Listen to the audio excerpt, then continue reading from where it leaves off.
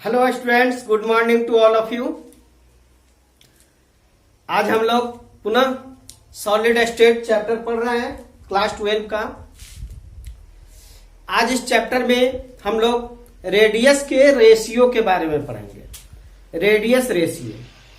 तो first of all मैं हूं एसके पटेल और मेरा लवली सा चैनल है इम्प्रेशन ट्यूटोरियल। तो आप इम्प्रेशन ट्यूटोरियल चैनल को लाइक, सब्सक्राइब और शेयर करना ना भूलेंगे। तो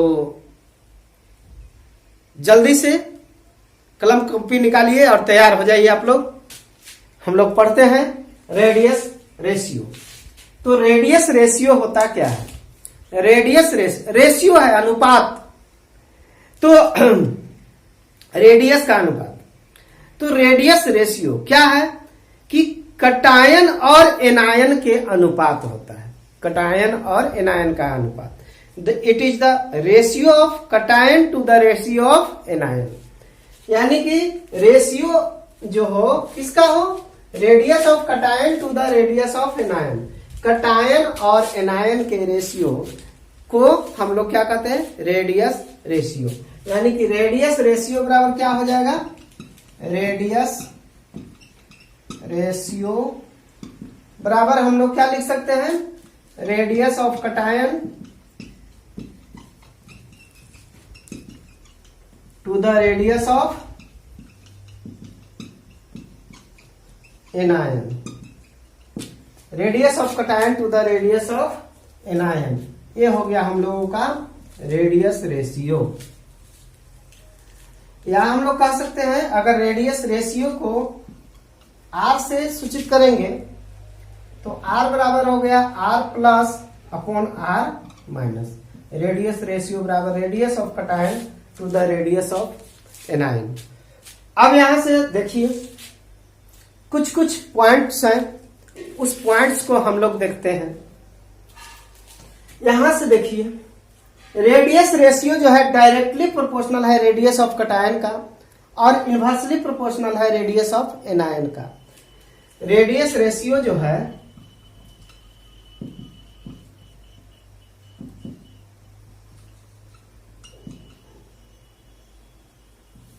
पॉइंट ऐसे बना लेते हैं हम। रेडियस रेशियो डायरेक्टली प्रोपोर्शनल है किसका? रेडियस ऑफ कटायन का। यानी कि यहां से क्या हम लोग को मिल रहा है कि रेडियस जो है कटायन का अगर रेडियस रेशियो बढ़ता है तो रेडियस रेशियो क्या होगा? बढ़ेगा। यानी कटायन का रेडियस बढ़ने से रेडियस रेशियो बढ़ेगा। यानी कि हम लोग लिख सकते हैं यहां कि radius ratio increase. Radius ratio increase कब? जब रेडियस जो है कटायन का इंक्रीज करेगा। When radius of cation increase. Radius ratio increase when radius of cation increase. दूसरा पॉइंट लिख सकते हैं हम लोग, रेडियस रेशियो जो है इनवर्सली प्रोपोर्शनल है। यहां दूसरा में है कि रेडियस रेशियो इनवर्सली प्रोपोर्शनल है किसका? रेडियस ऑफ कटायन का। रेडियस ऑफ क्या? एनायन। Radius of anion. तो एनायन के रेशियो को क्या है?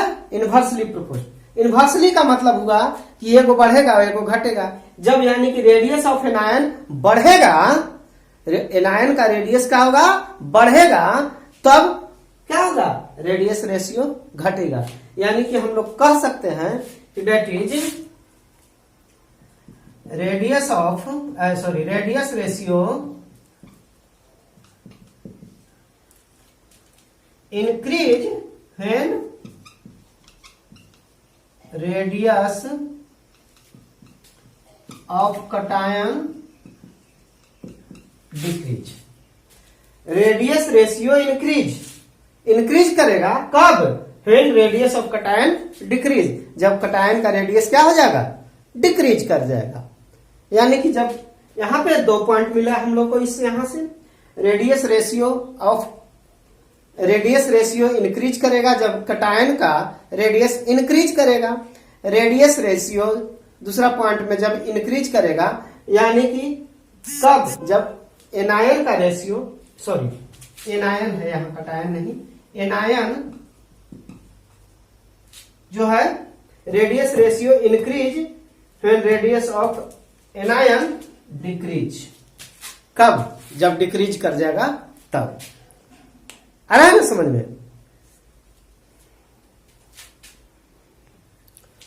तीसरा पॉइंट है कि रेडियस रेशियो, देख रहे हैं एक कटायन है एक एनायन है, यानी कि आयनिक कंपाउंड के लिए लागू होता है। हमेशा किस कंपाउंड के लिए होता है? आयनिक कंपाउंड के लिए। तो हम लोग लिख सकते हैं कि it is used for ionic compound, it is used for ionic compound. ये किसके लिए लागू होता है? आयन के लिए। एक धनायन होगा तो एक ऋणायन होगा, यानी कि एक कटायन है तो एक एनायन है ना? एज फॉर एग्जाम्पल में लिख सकते हैं क्या?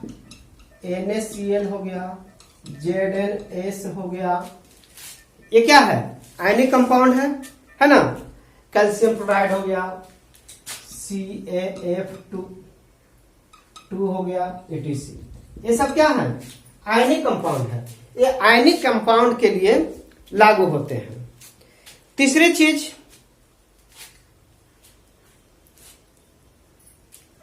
अब देखिए कटायन,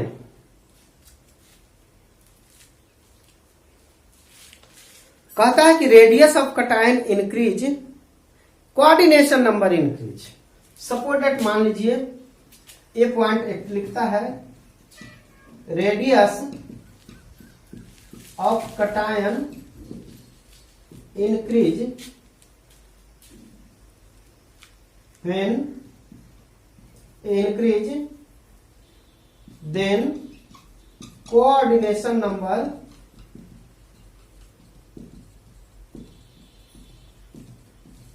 इंक्रीज। कहता है कि रेडियस ऑफ कटायन इंक्रीज, अगर कटायन का रेडियस इंक्रीज करता है तो कोऑर्डिनेशन नंबर इंक्रीज करेगा। इसको देख लीजिए, सपोज दैट, मान लीजिए कि एक छोटा सा कटायन है, तो इसको कितने एनायन घेर सकते हैं? 2, तीसरा तो डालेंगे तो टच कर जाएगा, यानी कि कटायन, 2 कटायन के बीच में क्या होना चाहिए? दोनों कटायन जो हैं एक दूसरे से टच नहीं करना चाहिए। दोनों कटायन जो है एक दूसरे से टच नहीं करना चाहिए, क्योंकि रिपल्सन हो जाएगा ना। तो ये जो है एक कटायन हो गया और एक एनायन हो गया। अब मान लीजिए ये बड़ा है तो 1, 2, 3 हो जाएगा, और बड़ा ले लेंगे तो और ज्यादा हो जाएगा, यानी कि रेडियस ऑफ कटायन इंक्रीज करेगा तो हम लोग को देख रहे हैं कि कोऑर्डिनेशन नंबर क्या हो रहा है? इंक्रीज कर रहा है। और 5वां है कि कोऑर्डिनेशन नंबर जब ज्यादा होगा तो कंपाउंड ज्यादा स्टेबल होगा। Coordination number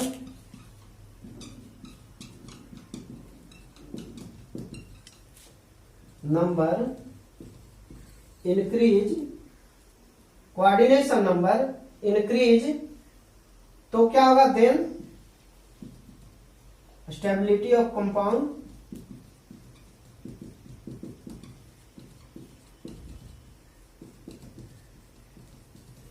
increase. Coordination number जब इंक्रीज करेगा तो कंपाउंड का स्टेबिलिटी क्या होगा? इंक्रीज करेगा। एक चीज और देखिए, यहां पर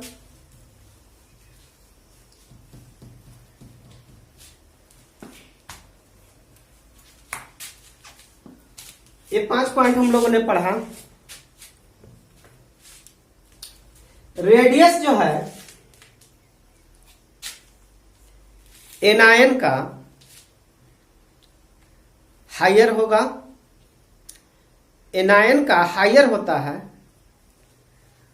जिसके कारण वो क्या बनाता है, क्लोज पैक्ड स्ट्रक्चर बनाता है। और कटायन जो होता है उसके गैप में रहते हैं। तो ये सबसे इंपॉर्टेंट पॉइंट है, radius of cation, radius of anion, radius of anion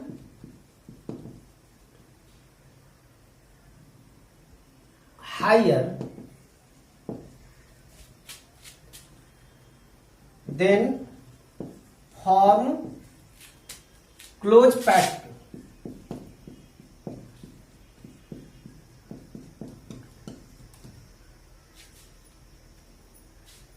structure and the radius of cation lower then shift in interstitial site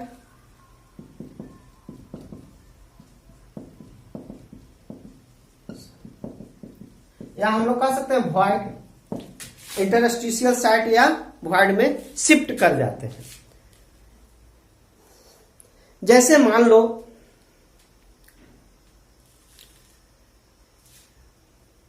कि आप मकान बना रहे हो, तो बीच बीच में जो गैप होता है, फर्श बनाते हो बीच बीच में जो गैपिंग हो जाता है, उसमें छोटे छोटे टुकड़े को डाल देते हो। या हम लोग कह सकते हो कि आपको एक डब्बा दे दिया गया,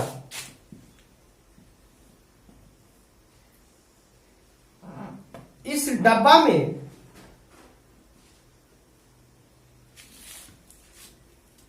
बड़ा बड़ा बॉल और छोटा छोटा बॉल दे दिया गया आपको, बड़ा बड़ा बॉल और छोटा छोटा बॉल दे दिया गया, और बोला एक बहुत बड़ा बॉल है और एक बहुत छोटा छोटा बॉल है।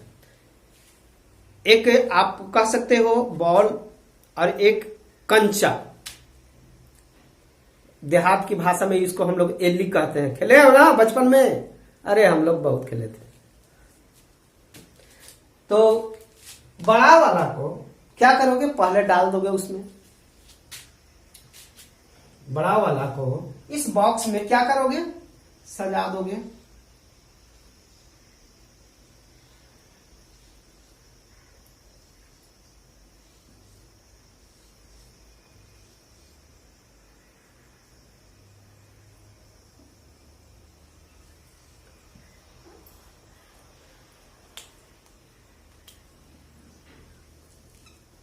बड़ा वाला को इसमें सजा दिए, और जो छोटा छोटा बच गया, जो जिसको हम लोग बोल रहे थे कांचा, उसको जो है इस गैप में डाल दिए।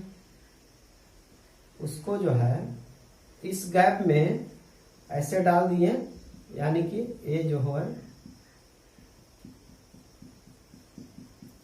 इस गैप में ये आ गया, और इस गैप में आने के बाद ये जो है पूरा पैक्ड हो गया।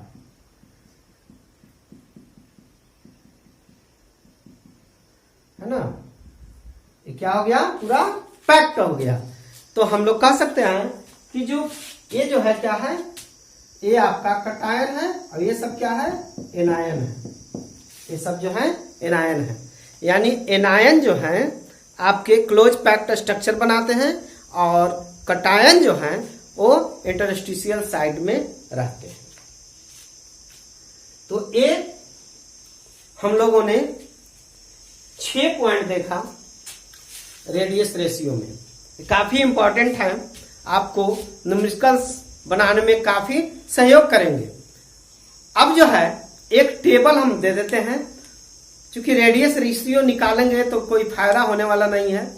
एक टेबल है, अंततः उस टेबल को आप लोग याद कर लेंगे और उसी से प्रॉब्लम क्या होगा, बन जाएगा। तो एक टेबल हम देते हैं, उस टेबल को आप लोग याद रखिएगा और उस टेबल के माध्यम से आप लोग न्यूमेरिकल्स सॉल्व करेंगे। तो आइए टेबल देख लेते हैं। तो अब हम लोग एक टेबल याद कर लेते हैं।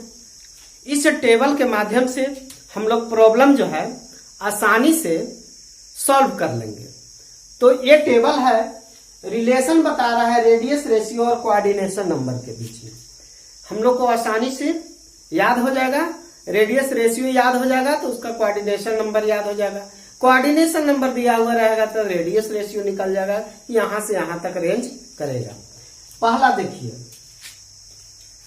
पहला है कि अगर रेडियस रेशियो 0.155 से लेकर के 0.225 तक है, 0.155 से लेकर के 0.225 तक है, तो इसका कोऑर्डिनेशन नंबर जो आएगा वो 3 आ जाएगा। उसका कोऑर्डिनेशन नंबर कितना आ जाएगा, 3 आ जाएगा। और इसका स्ट्रक्चर जो होगा वो ट्राइगोनल प्लेनर हो जाएगा। स्ट्रक्चर कैसा हो जाएगा, ट्राइगोनल प्लेनर। और इसका एग्जाम्पल में आ जाएगा B2O3 बोरन ट्राई ऑक्साइड, ये ट्राइगोनल प्लेनर। इसका जो है रेडियस रेशियो 0.155 से लेकर के 0.225 तक रेंज करता है। दूसरा है अगर 0.225 से 0.414 तक रेंज करे, 0.225 से लेकर के 0.414 तक रेंज करता है, तो उसका कोऑर्डिनेशन नंबर आता है कितना, 4। कितना आ जाता है, 4। और उसका स्ट्रक्चर हो जाता है टेट्राहेड्रल। उसका स्ट्रक्चर कैसा हो जाता है, टेट्राहेड्रल। और इसका एग्जांपल है zinc sulphide, copper chloride, copper bromide, mercury sulphide. तो ये सब आपका एग्जांपल आ जा रहा है किसका, जब कोऑर्डिनेशन नंबर 4 आ रहा है। अब कोऑर्डिनेशन नंबर 6 है, तो इसका रेंज वैल्यू कर रहा है 0.414 से 0.732 तक, 0.414 से 0.732 तक। तो इसका कोऑर्डिनेशन नंबर कितना आया, 6। और इसका शेप जब कितना हो जाएगा, 6 आ जाएगा, तो ऑक्टाहेड्रल। NaCl, KBr, MgO, ये सब जो है इसका एग्जाम्पल है। अब 0.732 से 1 तक आएगा तो इसका कोऑर्डिनेशन नंबर 8 आ जाता है। और कोऑर्डिनेशन नंबर जिसका 8 आ जाता है वो क्यूबिक स्ट्रक्चर हो जाता है, यानी BCC स्ट्रक्चर में आ जाता है। और इसका एग्जांपल है आपका CHCl, CrBr, NH4Br। तो ये आपका टेबल है और इस टेबल के माध्यम से आप आसानी से प्रॉब्लम सॉल्व कर सकते हो। जितना आप इसको याद रखेंगे उतना ही आसानी से आपको क्या होंगे, प्रॉब्लम सॉल्व हो जाएंगे। तो आइए अब कुछ हम लोग प्रॉब्लम देख लेते हैं।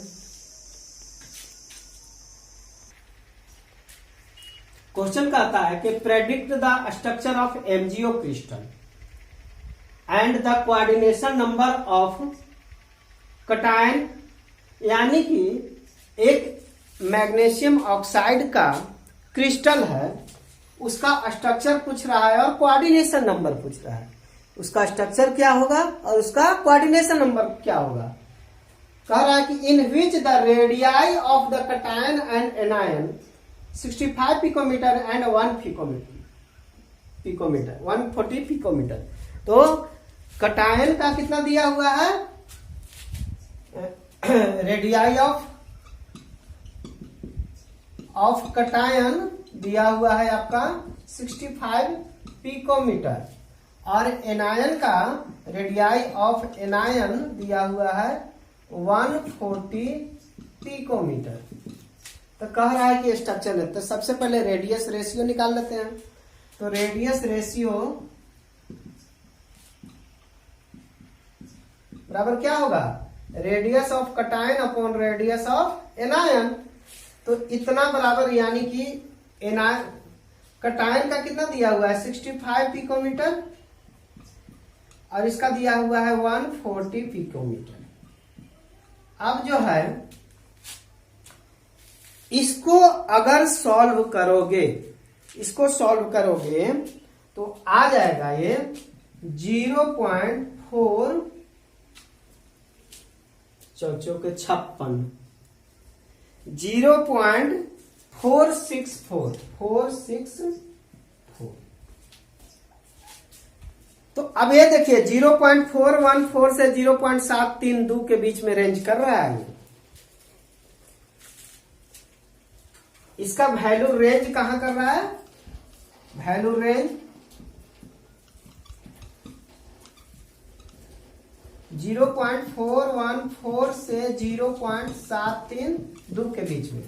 तो 0.414 से 0.732 के बीच में जिसका रेंज करता है तो उसका कोऑर्डिनेशन नंबर जो होता है वो कितना होता है? 6। और जिसका कोऑर्डिनेशन नंबर 6 होता है तो उसका स्ट्रक्चर जो हो जाता है वो हो जाता है ऑक्टाहेड्रल। इसका स्ट्रक्चर कैसा हो गया? ऑक्टाहेड्रल। और कोऑर्डिनेशन नंबर हो गया कितना? 6। दूसरा प्रॉब्लम है, कह रहा है कि in the crystal of an ionic compound, एक आयनिक कंपाउंड का क्रिस्टल है, the anion B2- form a close packed structure. तो क्लोज पैक्ट स्ट्रक्चर जो है B2- से बन रहा है, एनायन से बन रहा है। लेकिन and cation A+ occupy all the tetrahedral, occupy all the tetrahedral voids.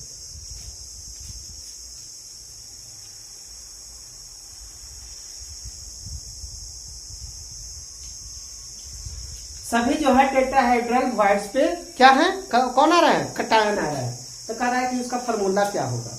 तो ऐसे भी हम लोग जानते हैं कि जितने आयंस होते हैं, एनायंस, उसके दोगुना जो है क्या बनते हैं? टेट्राहेड्रल वॉइड्स बनते हैं। यानी कि टेट्राहेड्रल वॉइड्स जो बन रहे हैं एनायन से बन रहे हैं, तो नंबर ऑफ एनायन जितने होंगे उसके दोगुना क्या होंगे? टेट्राहेड्रल वॉइड होंगे। यानी कि अगर इसका फॉर्मूला क्या हो जाएगा? A2B हो जाएगा, क्योंकि जितना एनायन होंगे उसके दोगुने उसको क्या होंगे? टेट्राहेड्रल वॉइड्स होंगे। इसलिए इसका फॉर्मूला कितना आ जाएगा? A2B आ जाएगा। धन्यवाद। अब जो है आप लोग बनाइए प्रॉब्लम्स को, और जो प्रॉब्लम्स होंगे जो नहीं समझ में आएंगे वो कमेंट करके बताएंगे, या अच्छा लगेगा तो उसके लिए भी आप लोग कमेंट करेंगे, और अपने दोस्तों को सब शेयर जरूर करेंगे। और जो नए होंगे वो मेरे वीडियो को लाइक, सब्सक्राइब और शेयर करेंगे। धन्यवाद।